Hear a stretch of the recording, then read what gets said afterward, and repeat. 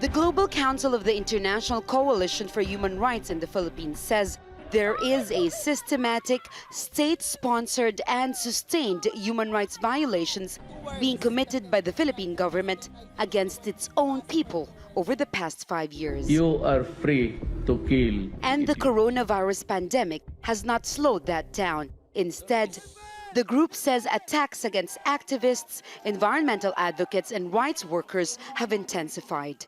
In its report, the rights group says it has investigated over 50 cases of human rights violations involving 100 victims since last year.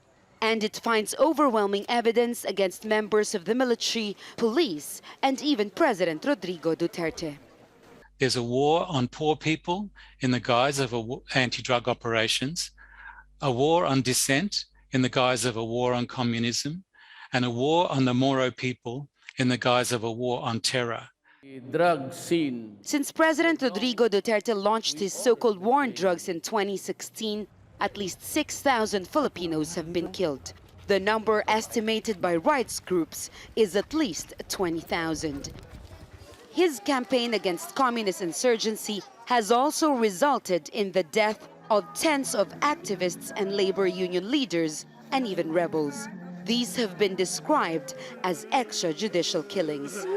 That is an allegation that the government has repeatedly denied.